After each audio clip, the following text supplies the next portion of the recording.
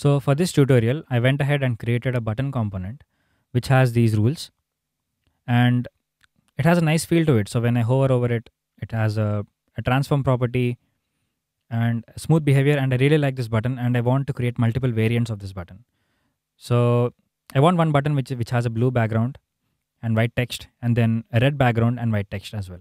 So if I have to do that, one way to do that is obviously to just clone it. So I can create um, a danger button which has a background color of red and a color of white. And let me render that button to the screen. So we have one danger button. Let's also change this border of the danger button. Yeah, so let's change this to FE1, maybe something like that. FE. Okay, let's also create another button, and this one we'll call it a primary button, and this one will have a blue background,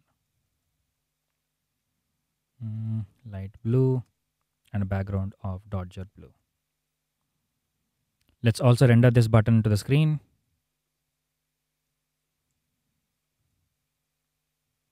Okay, there we go. We have 3 different variants of a single button component, except that our code is extremely copied. So a lot of the rules are common across all 3 buttons, and we have simply copied it. And if we have to change these buttons at a later point, give it an extra padding or something, we'll have to change all the 3 components. So what is the solution? The solution is to simply create a base class, a base button class, and extend our buttons out of the base class. So the way to do that would be to create a const base button class, and this is a styled button, and I'll add my rules to this. All my common rules will go here. So let me copy all of this first. So except for, say, the border color, the background, and maybe color, all the 3 buttons have the same rules. These rules are common.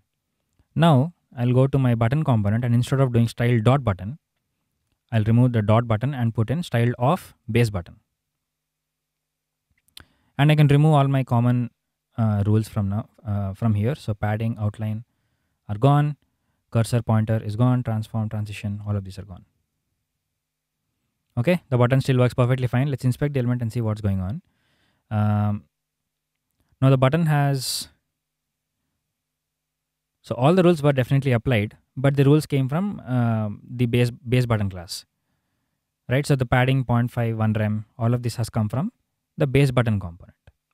Let's do the same thing for the other buttons as well. I'll get rid of padding, outline, and these rules as well. Padding, outline is gone.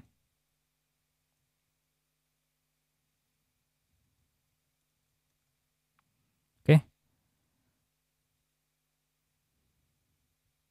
Oh wait, I need to put in the base button, obviously. So style of base button, style of base button. There we go.